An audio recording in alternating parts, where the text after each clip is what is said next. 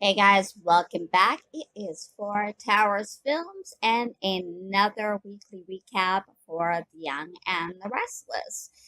As always, I'm in Canada, so we are a day ahead of you in the States. So our Friday is your Monday, and so there might be a little bit of spoilers in there somewhat. So this week it returned back to normal episodes after the death of Neil and the special tribute on Monday for You in the State of Christophe St. John. Basically, it was really kind of a moving forward of a lot of stories that have almost been put on hold a little bit because of Neil Winter's death. There's a little bit more movement. Several of the characters were talking about, like Jill and Tracy, were giving mentions about how much they're going to miss Neil and how much of an impact he's made and had on Genoa City as a whole. Um, Jack mentioned him, of course, Devon, Mariah and Tessa talking with Devon at the penthouse when they're finalizing the contracts for Tessa to begin her recording career with LP Records with Anna, which Devon has largely left up to Anna to do because she wants to be the producer. And I think he's still really dealing a lot with the loss of Neil. And also he seems to be struggling a little bit because he's starting to move on and become happy and wanting to maybe start to date Elena. And in fact, they had a bit of a coffee date at Crimson Lights and they were enjoying themselves. And he's trying to get her to open up a little bit more about her past and about her mother's death. And she's kind of reluctant to talk about it. And as they're talking and having fun, he actually visualizes that it's Hillary there, laughing and enjoying the time that they're having together. And he kind of snaps back. And so it kind of shows that he's maybe not 100% ready to move on yet with Elena. Even though Hillary's been gone a little while, it's still hard to grieve. It's been less than a year, and it might be proving that maybe he's not quite there yet. And Mariah even talks to Elena on our Canadian Friday episode about that, about the connection that they have, her and Devon, and how they're good friends. And they even dated for a while. And Elena kind of takes that almost like a, and she goes, oh, no, no, no, don't worry, that was a disaster kind of thing. And she kind of slips in that they're good friends, but she kind of slips in that she kind of misses the flying on like the private plane. And Elena kind of catches that and says, what is that kind of like? Am I like fishing? Am I that kind of a person? And Mariah's like, well, yeah, maybe. But she does it in a way that shows that she actually cares about Devon. She's only looking at her best interest. And Elena understands that. And actually, even later on, Devon's talking to Jet, and Jet fills her in more on what had happened with her mom, that she'd been sick and all that, and how she died, and that really did affect Elena. And I guess Jet ended up letting Elena know that he told Devon that, and she basically got angry at him for kind of going behind her back and asking Jet about her relationship and what had happened when her mother died, and Devon apologizes for that. So they seem to be kind of taking steps forward, but also almost taking steps back. Like, it's like Devon wants to connect with Elena, he finds her attractive and happy, but attractive, but it's like he's not quite there yet because he's still grieving Hillary, but also more recently Neil. And so it's kind of compounding and making him think of when Hillary died. So I think Elena gets it, but she's also, she wants to help it. She doesn't really know how, kind of thing. So they're kind of almost at a standstill at this point. So who knows which way this direction this relationship's going to go. the society opening is a success. And Mariah does a piece about them for Juicy Buzz and interviews Abby and Lola for Juicy Buzz. And it goes well. Lola was nervous about it, but it turns out really well. And Mariah goes on her way, and Abby and Lola have a discussion about what's going on with her and Kyle. And Lola had said that Kyle did inform her, which he did, that he told Summer that it is over and that they're basically free to go forward. He did tell Lola that Summer knew about the necklace and that it was meant for Lola and that he still loves her and they are going to get a divorce. And that she appears to be taking it well, but Lola, she feels bad because she's alive because of Summer's sacrifice. And she also knows what Summer is capable of. So she kind of voices that to Kyle and to Abby, that she wonders, is kind of really, is she going to let Kyle go as easily as that? I think we all wonder that, really. It's not really in Summer's MO to do that, to just kind of let him go that way. It seems like she's going to, because she has several conversations. Summer does, one with her mother, Phyllis. She calls her up pretty much not long after Kyle tells her that he wants a divorce, and talks to her mom about this and that it's over. And yes, she does want to fight for him, but because that's really what Phyllis would do. And Phyllis pretty much kind of counsels her that maybe that's not the best thing. She wants her to be happy, yes, but maybe Kyle is not really the best thing for her, and that maybe perhaps she should move on, and including from her job at Jabot. And Summer's like, she really wants a job, and how she talks about it kind of changes Phyllis's mind and thinks that maybe she should fight for it. It's really up her alley, and why should she have to give up a job that she's pretty much tailor-made for just because of Kyle? And perhaps, maybe they won't even work together. They may not even be in the same department. Like, Jack could find something else for Kyle to do. And Summer agrees, yeah, I think I'll talk to Jack about that, which she does. And Jack's kind of skeptical at first, like thinking, it's going to be hard. He cares about Summer, but of course, he also is trying to think of his own son, which really is where his loyalty would lie. And, but he tells her, he'll think about it and they'll talk about this more, and then maybe they can come to some kind of a resolution here. And it does seem that he's going to keep her on because she does show up later on in the week, still working at Jabot, because she comes into his office with more ideas and things for a meeting with Rebecca Barlow. And Kyle shows up as well, and they pitch more ideas going along with how using the influencers and as well as celebrities, and talking about the music festivals that they could also pitch their products to. And Rebecca loves all their ideas and says, you've got a superstar couple here. And, they even have great chemistry together. It's almost like, to me, it's like foreshadowing that they're going to continue like this triangle between Kyle, Lola, and Summer.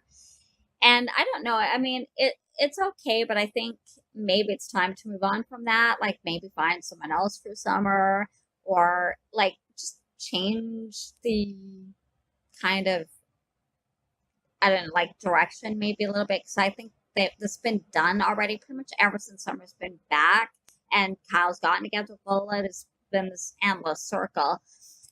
So, but that's kind of what it seems like they're setting up a little bit for, especially later on with what happened later on with Kyle, Summer, and Dina showing up at Jabot.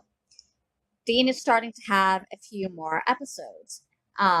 One happened with Jack when she was at home. She's sitting there on the couch and she's kind of fiddling with this bracelet she's got on, and she doesn't seem aware of anything else, just aware of the bracelet. And Jack tries to talk to her, but she doesn't seem to be responding at all. Like she's not aware of anything. And he talks to Lauren about it because he has to cancel a meeting that they had to go over the whole Jabot Collective and how it'll affect memoirs and some creative ideas. And Lauren understands. And she eventually comes over and brings him food.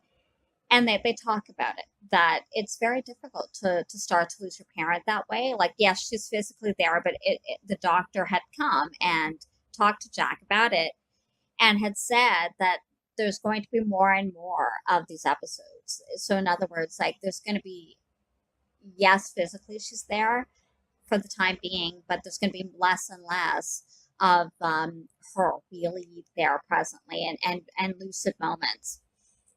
And it really got a nice vulnerable moment for Jack talking with Lauren about it. And so that goes into the fact that she has another episode and she ends up at Jabot and Summer sees her. And she's all dressed up and she's looking for John because they're supposed to be having a lunch date.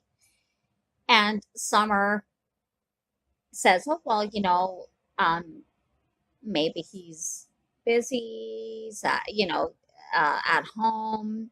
And she has her sitting in Jack's office and doing her makeup. And so Kyle comes in, and at this point, Dina thinks that Summer is Ashley and is calling her that. And so as Summer is pretending to be Ashley. And she sees Kyle and she assumes it's Jack. And Jack says, Kyle says, that John's had to be called away. He went to Chicago on business. And Dina's like, oh, again. And they say, Summer's like, well, why don't we take you to the club for lunch? And Dina's like, oh, okay, well, as long as you can get along. And Summer says they agree to get along. And they end up taking her home. And it's like foreshadowing that, Kyle's looking at how nice and how gentle she was and how generous she was with Dina. And again, it's kind of like that they're always going to always be in each other's orbit. So on the flip side of that, we have Lola talking with Abby and Lola worrying about the date that they are going to be having. And that it could be the night, the special night. And Abby basically counsels her that, don't worry so much about it. Just let things happen, like Kyle's very understanding, very loving, and he already knows that this is your first time and everything. And just like, it doesn't have to be so, complicated. And it's funny because Lola starts kind of imagining everything that could go wrong on the first time. Like, he has her blindfolded going into their hotel room and they try to kiss and they start knocking heads together. And then another scenario is that she's undressing, he's watching her, and then he gets this weird look on his face. It's actually kind of funny. But she knows logically that it's just her anxiety's taking over the whole thing. So that's probably not going to happen. But it's really funny. And during all this, Kyle is actually setting up the date on the rooftop, Society's rooftop, to make it look like the beach in Miami. He's stringing lights, and he's got a sheet with a projector screen of the beach, and he has mojitos and like a tiki tent kind of thing set up. And when he does bring her up there for their date, she loves it. It's perfect, it's romantic, and everything that she wanted. And they have a nice dinner and a nice romantic watching the stars and kiss, and they dance. And eventually they do go to the GC Athletic Club and make love for the first time. It's very romantic and loving, and it's perfect. And later, when she goes back and talks to Abby the next day, she says it was perfect and romantic and everything that it should be, and Abby's just thrilled for her. Sharon and Ray. Ray is still looking into what's going on with Victor. And Nikki lets him know that she found um, that Victor seems to be in contact with this queen of Las Vegas. She's somebody who's like a real card shark in Vegas. And she gives the contact information of Ray. And he's going to be heading to Vegas to try to find out really what Victor's been up to. And so Sharon says, I'm going to go with you. And at first, Ray doesn't like that idea. And because he thinks it could be dangerous, and knowing Victor, they're not sure what he's really mixed up in. But Sharon insists that she's going to go, and so they head off to Vegas. In the meantime, she hasn't told Nick any of this. He actually finds out from Mariah later on that she's in Vegas. But I guess maybe they didn't think they would be gone that long, and Faith was spending time with Nick anyway. And so Mariah basically says to Nick that maybe she just didn't think it was really necessary to let you know. And so Nick's not that happy about her going, and he thinks that Ray has pulled her into another one of his dad's messes. And Nikki had actually informed him a little bit more of what she's been doing to try to figure out what Nick has been, or what Victor's been doing, and in Vegas, and the whole psychiatrist bill that she found with Victoria, and wondering what's going on about, like, he's not a gambler, so why is he hanging out with gamblers, especially this one named Spider? So they actually get close to the truth, and they go to the psychiatrist's office that Nikki gave them the address and the phone number for. And of course, the psychiatrist tells them nothing because, like he says, I can't tell you anything. It's a confidentiality.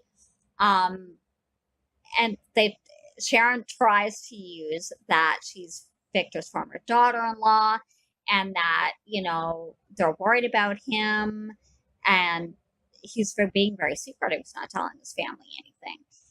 But the doctor's not telling him anything. And of course, he's afraid because Victor had previously been there and basically was upset because apparently he's not getting very far with the actual patient that the doctor is seeing. And that the doctor is telling him, Dr. Calhoun, is telling him that Victor's being too pushy, that he's suspecting too much too soon. And from him, you can almost get, like, if any of you know any of the spoilers, you kind of know who they're talking about, but we will get to that. And Victor's not very pleased, so he gives him a whole suitcase of money and says, you better not fail me twice. So, of course, that is one of the main reasons that he's not telling Sharon and Ray anything, along with the fact that there's confidentiality. But Ray notices the suitcase or the briefcase on the doctor's desk. So as they're getting up to leave, he knocks it over, and of course it falls. It's open, and all the money falls out. But the doctor's like, that's none of your business. He picks up all the cash, puts it back on the desk, and asks them to leave. Excuse me. So they're not really any further ahead than they were, like, when they got there, which actually makes sense because doctors aren't going to tell you anything. Maybe they thought because Victor was paying him off that maybe they could bribe him or something, but it didn't work anyway. So they go back to the hotel room, and they're still kind of figuring out. And what Sharon had researched about this doctor is that he specializes in memory retrieval. So it's obviously somebody who's had memory issues. But she can't figure out who that could be, or, like, why Victor would go to such lengths for anybody is beyond her. So anyway, this will be a spoiler for you. Victor shows up at Sharon and Ray's hotel room and wants to speak. He knows that they've been following him and that Nikki's hired them, and he wants to talk to Sharon on her own. And Ray doesn't like that, and Sharon wonders, why can't Ray be there? And he goes, because it will greatly impact you, Sharon. So she says, okay, to Ray. She agrees to speak to him on her own. And Ray leaves. Victor tells her, I know you've been following me, and what I'm about to tell you pretty much has to kind of stay within them, and that's going to greatly impact the family. You'll see later she doesn't quite follow this direction, but he tells her that Adam is alive. And she is shocked by this. I don't think many people who have been watching this are probably shocked by this at this point. Maybe if you don't follow spoilers, you don't know that Adam was recast. But also the fact just it's kind of been leading up to it. Adam used to be a gambler, the memory retrieval thing, the secretive stuff. I mean, why else would Victor go to these kind of lengths? There's very few people he's going to do that for. So it makes kind of sense that it would be Adam. So she's like, yeah, but he blew up. Chelsea saw the cabin explode. And Victor says Chelsea saw the cabin explode, but he had escaped by that time. Now, that's going to make a bit of a problem because if he wasn't in the cabin or near it when it blew up, maybe he was near it and got hit on the head or something. But apparently, he has no memory of anything that happened before the accident, hence the psychiatrist with the memory retrieval issue or expertise. So, but the psychiatrist isn't working. And Victor says he knows he knows it's Adam, and he knows he's in there somewhere because he can see it in his eyes. He wants Sharon to use their connection because he was once deeply in love with Sharon, and they were once married, and to try to reach him. And Sharon's like, yeah, but that will blow up my life. And if you couldn't get a hold of him, how do you think I can? And Victor says, because you had a connection, he was deeply in love with you, and you also loved him. So she really thinks about it, and she's kind of conflicted about whether or not she really wants to help in this respect. So Victor tells her, gives her how she can reach him, and she thinks about it and informs Ray of what he told her, that Adam's alive, and she knows that she needs to tell Nick because it's going to affect Nick and it's going to affect the family, especially because Christian, even if when he gets his memories back, he may want his son back. So she calls Nick and tells him that Adam is alive. And Nick doesn't believe it at first. He's kind of like, oh, come on. And Sharon's like, no, I'm pretty sure Victor believes it's Adam and that he has no memory and that Victor wants her to help. And Nick doesn't really want her involved, and he's actually kind of peeved at the whole thing. And she says she hasn't told him yes, she hasn't told him no yet, so more or less chill out. And so they end it kind of brusquely a little bit. And Sharon actually decides she's going to help Victor. And she calls him and tells him that, yes, she will help him. And that Ray has agreed to help track him down. Tessa, it's her recording day. And Anna has been preparing, and they get into the studio, and prior to this, it seems to be kind of a bit rocky a little bit. Tessa and Anna seem to get along. Anna has a lot of ideas on what she wants to do with Tessa's image, like dye her hair or change her clothing. And Mariah doesn't quite like that because she thinks they can lose the essence of who Tessa is. So Anna kind of more or less says, kind of uninvites Mariah to the recording session, and Mariah gets it, that it's just for the musicians and for the producer and all that kind of stuff, but she's put off by that. And she kind of, you can kind of see that they're going to butt heads a little bit over Tessa's career. So they get to the studio, and Tessa has a little bit of problems relaxing while she's recording. And Tessa's really pushing her, like, don't say I'm timid, and soft is good, but like Tessa's trying to say, I thought of this and I thought of that, like how she wants to go through the song. But Tessa's not really listening. She has her own idea of how she wants it to be, but she's saying that, yes, it's your song, but you got to give me something. I'm not feeling it. And Tessa just can't relax. So she kind of like gets really frustrated. So Anna calls it quits. That's it for the day, that kind of thing. And Devon, when she gets back to the penthouse, says, he worked with Tessa, and that, yeah, at first she was nervous, like most artists are. But if you give her time and let her relax, let her get the flow, get the feel of it, she's fantastic. So Anna realizes that maybe she pushed a little too hard, too quickly, and, that some of the problem was her. And so they go back and they call Tessa back in. Tessa had informed Mariah of this, and Mariah calms her down because Tessa feels that she blew it. And Mariah says, no, no, no, don't worry about that. Just kind of calm her down. And they all go back to the studio. And because of Devon talking, talks to both of them about the creative process. And yes, it's a business, but if you don't feel it and there's no connection, you're not going to have connection to the music and it's not going to sell. So it gets everybody on one page. So they do a take where it's not recorded, just so that Tessa can get a feel of the recording studio and relax, and Anna can get a feel and just get the sound levels.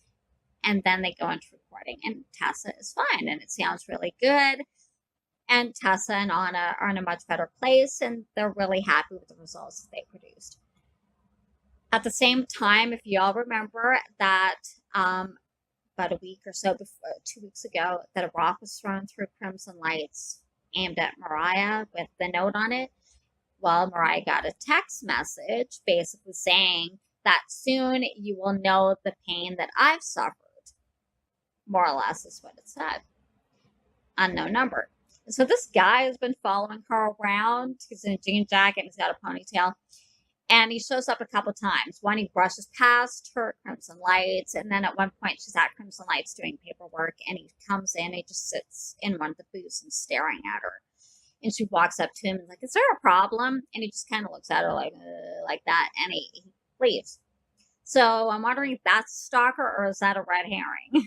And what this is all about. So that's going to be interesting to see if that seems to be Mariah's new storyline here. So that'll be interesting to see how that plays out.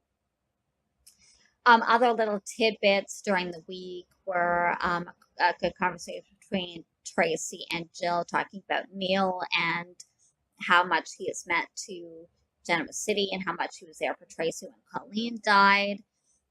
Conversations with Kane telling Jill and Tracy that Lily has left and she sent new divorce papers. And them, like, him kind of alluding to the fact that he's going to have to let her go. And Jill kind of saying, why, more like she does with Billy and Victoria too, why kind of thing. But it's really what Lily wants. So he gives her Lily one last phone call and says he's not going to call her again and that he'll basically always love her. So you get these little other conversations, Nikki and Victoria talking about Victoria feeling Nikki in that Billy proposed and that she does love him very much. And Nikki telling her, don't be afraid of love and don't push him away, that she talks about her and Victor that they reconnected and it was one of the better things that has ever happened, that they really are the best thing for each other, for the soulmates. And that could be the potential for her and Billy too, that you can't let what happened with JT and even their own past history determine their future. So there was a lot of really good moments like that as well through the rest of the week. Well, that's it for this week of The Young and the Restless recap. And all in all, it was a good week. We're starting to see the start of and set up for May sweeps, which are going into full swing, and a wrap up of others, and a moving forward of some of the other ones. And all in all, it was a good week to get back into the normal routine of the stories. I hope you enjoyed this recap. If you did, give it a thumbs up. I really appreciate all of you guys. Don't forget to subscribe and hit the notification button. or bell up there. And we have a great weekend, and we will see you next week, guys. Take care. Bye bye.